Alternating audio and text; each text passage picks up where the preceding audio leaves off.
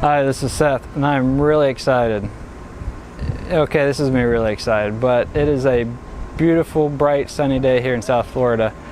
And the reason I'm excited is because we just received this. This is the Gree Neo mini split. It's 24,000 BTU, 240 volt, that I am going to be installing in that. Okay, you're probably wondering, why am I installing a mini split on an RV? Well, there are a couple of reasons. The biggest one is, as you can see, it's very sunny and it's very hot. So it gets very hot in that tin can. There's not a ton of insulation. And the other thing is noise. Those rooftop air conditioners are so loud. You try and sit in there and talk, we just don't anymore. We end up having to repeat stuff or yell back and forth, and it just really gets to be annoying. So this is going to be a whole lot quieter than that thing vibrating up on the roof. So let's get to work. The first thing I'm going to work on installing is the indoor unit right here. So let's see how that goes in. I'm going to mount the indoor unit above the door here, and since our walls are essentially plastic with styrofoam in the middle and occasional aluminum rails, I probably won't have appropriate locations to mount the bracket for the indoor unit. So I got this piece of 1/8 inch aluminum plate that I'm going to mount to the wall that I can screw into wherever we happen to have rails, and then I can mount the bracket to this easily. So in order to find the rails in the wall, I'm going to drill around with a really tiny, this is a 1/16 inch drill bit, until I find the edge of the rail, and I'll mark the rails out so I know where I can mount to, so I'm just not screwing into styrofoam. So I'll show you that real quick. Okay, now I'm going to find where one of these rails starts and stops. Oh, there's one. Okay. Now, that one, that one, that one. So all of those went, but these three and that one didn't, so our rail's pretty much in there. Now I'll do the rest of them and then mark them out.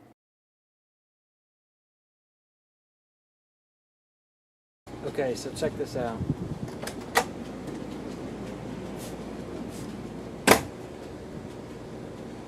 It is 95 in there.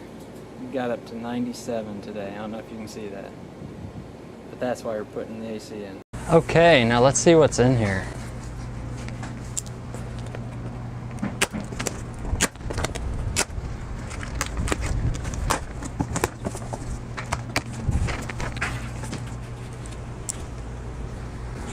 Insulation tubing.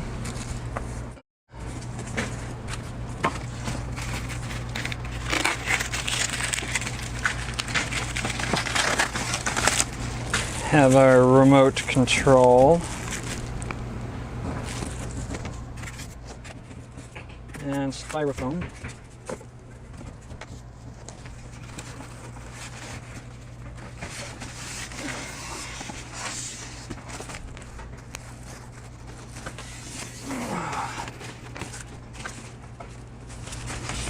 There we have it.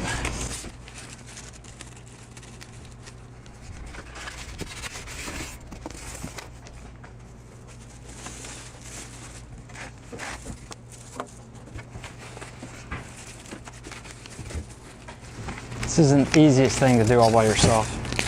Now let's take this inside. Okay, now that I have the indoor unit indoors, I need to mark the center of the bracket so I know where to properly place it on the wall.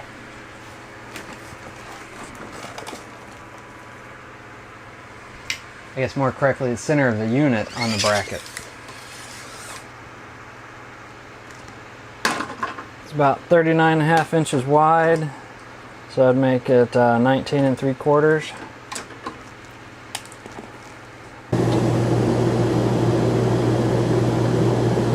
Which is right there. Now I need to mark on my aluminum mounting plate, which did not come with a unit, where I'm going to mount my bracket. I have the center where I want it.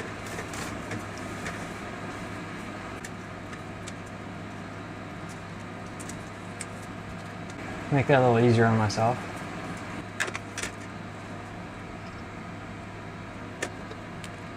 Get it nice and level.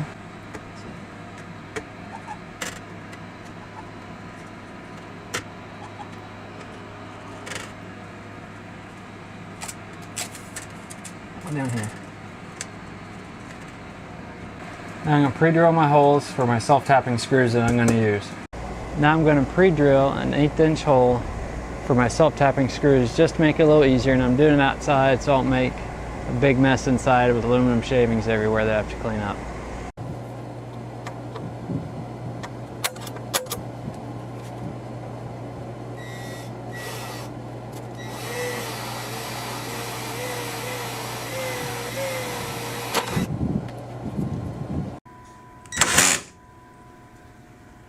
Now that we have the bracket mounted on the wall, let's do a fit check with the unit.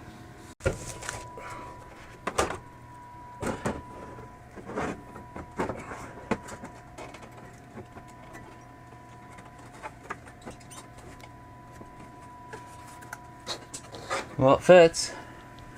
Look at this.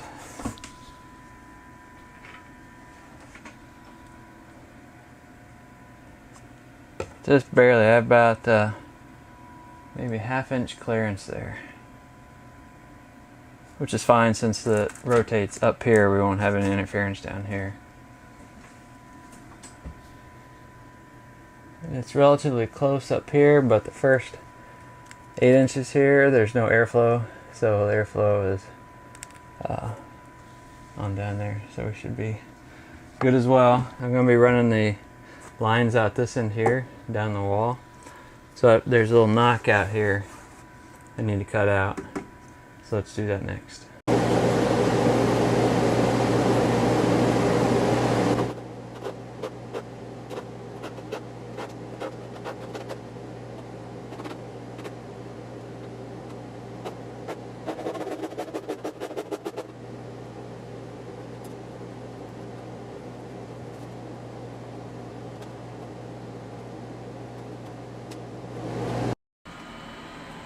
So I plan on running the line all the way down the wall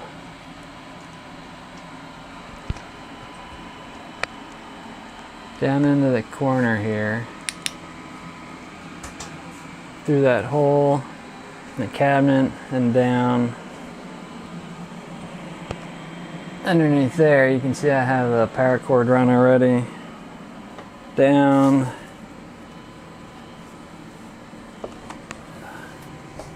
the hole here, let's see, and down out the bottom, and I'll run that to the air conditioning unit. Well, I plan on finishing up the indoor unit and getting it hung up on the wall. I already bent the high and low pressure lines. I forgot to film that. I did tear back the insulation so I could see what kind of copper line that was. All I could see from this end was that it was solid, but it is flexible, so that was good to see. So I just ended up bending the small one around and then kind of twisted the other one back around. And going to connect up my power line, run it up through there, and then my drain line as well. So let's do that. So I have put this cover plate back on.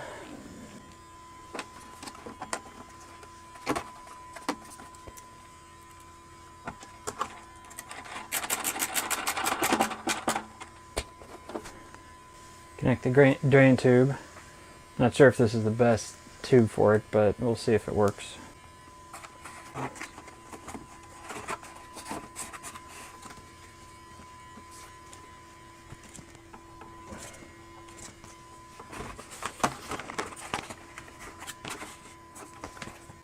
Run the electric cord through somewhere.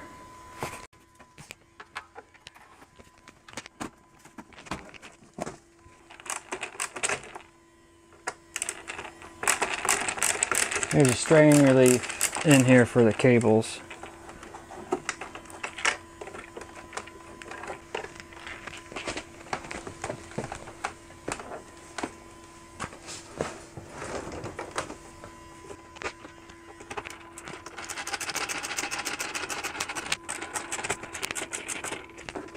Tighten that down. I have enough cable here to reach the connectors, and I'll wire those up later.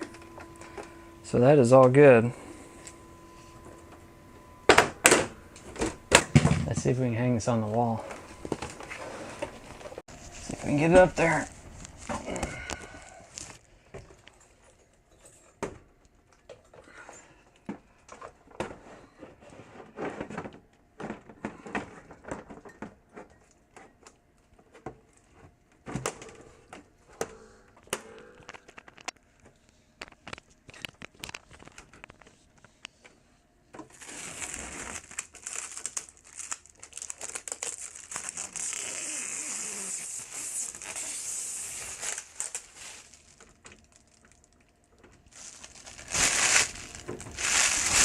Alright, it's up. Well, you've seen where I'm going to put the unit inside. My question is, where am I going to put the unit outside? So what I think I'm going to do is mount it here to the back of the RV. I'm going to have welded up a bumper extension to push the bumper out an extra about 2 feet, so that I have room to put the exterior unit, run the lines in through underneath. So we'll work on putting this on, hopefully. Well, today I picked up the bumper extension weldment from Martin County Sheet Metals up in Stewart. Did a really good job. He TIG welded all this. So all I have to do is clean it up, paint it, and mount it. So let's give it a go. Now let's see if I can get that bumper extension on.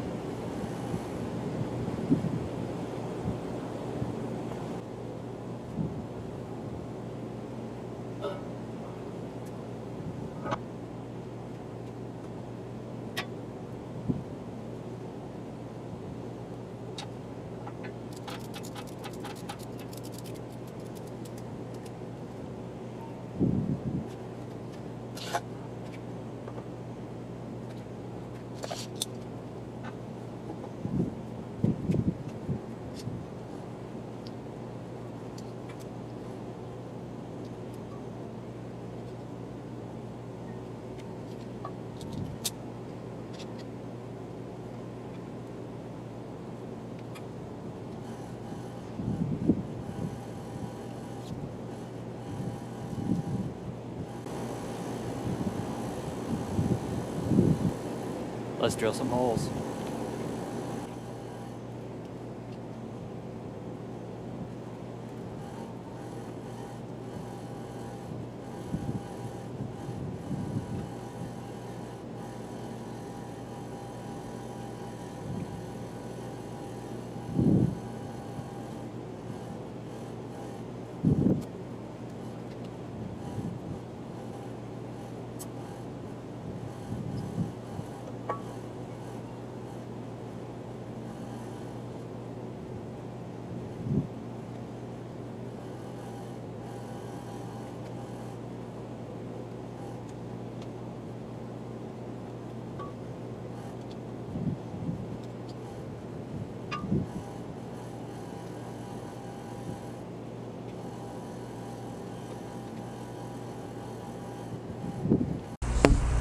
So I need to make sure that when I go to stick this in here, that my bolts that I'm putting through won't interfere with this going in.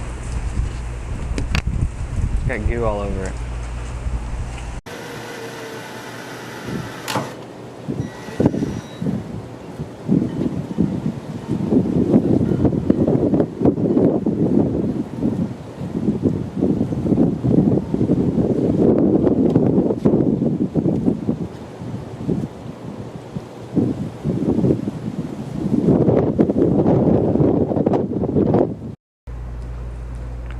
So it's not bore you to death, I'm just going to show you the final product of mounting the bumper extension.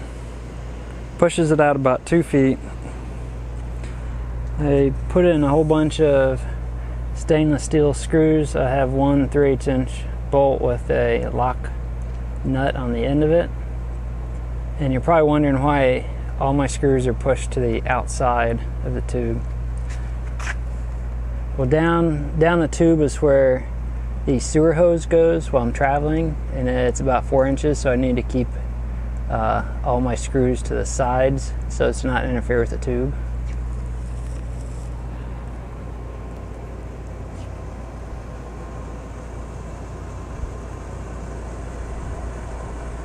Okay, now it's time to open up the outdoor unit.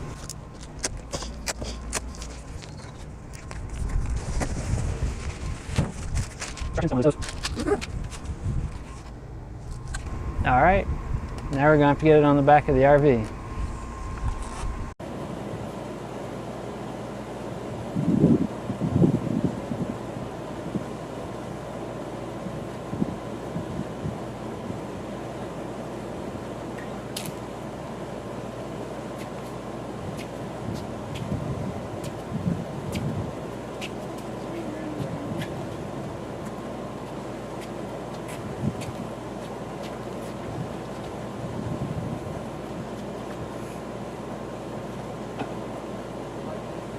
Pick it up. So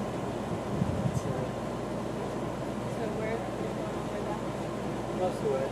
Pick it up.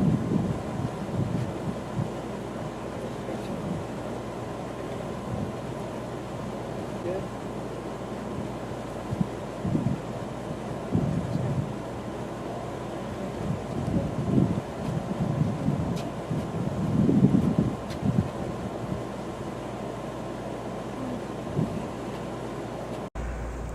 Okay, let's drill some holes for this. Mount it up.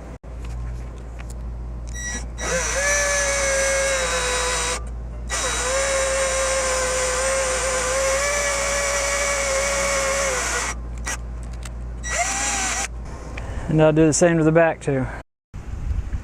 Okay, so I got the electrical all hooked up.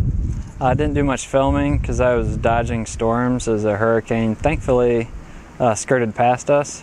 So I'll just show you what I ended up doing. So let's go take a look. So let's start at the panel.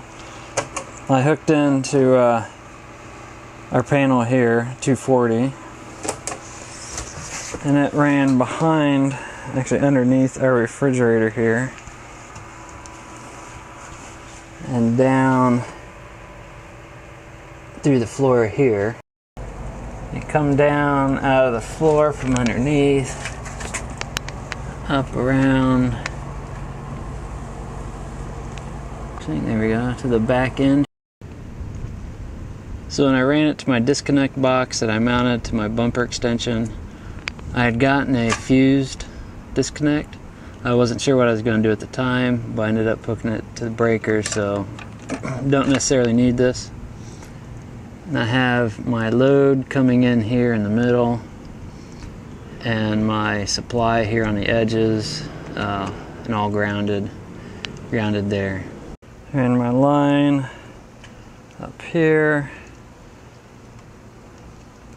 So I have my supply coming in here, and then my going into my indoor unit here. White, black, red, green, but that ties around down to here is ground. The manual says blue, black, brown, and green, but they didn't supply those colors. So worked with what I had, white, black, red, green, and then ran that down back underneath and then up through the floor here. So then I wound the electrical cable up to the indoor unit, and again we have white, black, red, and green, as they have out on the outdoor unit. Now all my exterior connections, since we're in a corrosive environment, I did spray with a conformal corrosion resistant coating so I don't have to worry about all my cables corroding. And that's the extent of the electrical. Let's move on to the coolant line. I was initially going to run all my lines down through the cabinet, down the back corner of the wall. Quickly realized that the low pressure line wasn't going to do that, so I instead ran it down, kind of hidden back here, down to the floor right here. Made it a lot easier. To protect the coolant lines from road debris, it'd probably get chewed to pieces if I didn't do so. I got this is some pool vacuum tube I got from like Home Depot or someplace. And this white piece is also pool equipment. It's a little heavier than I wanted, but it's what I could find on short notice. So that'll keep my lines safe. Okay, I have everything hooked up. The electric, cooling lines, drain lines. The circuit breaker inside is turned on. Let's just plug in the disconnect switch out here.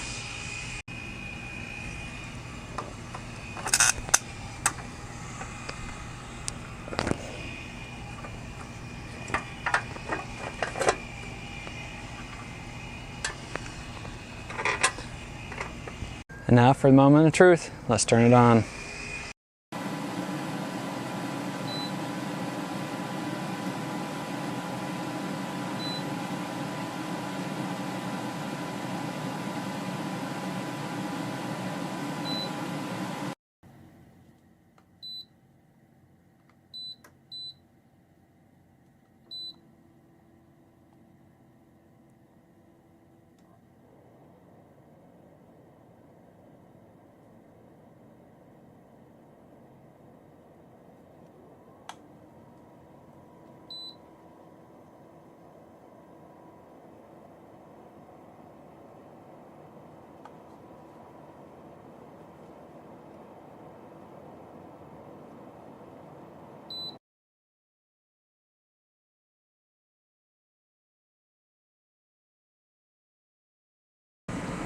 Well, thanks for sticking with me through the video.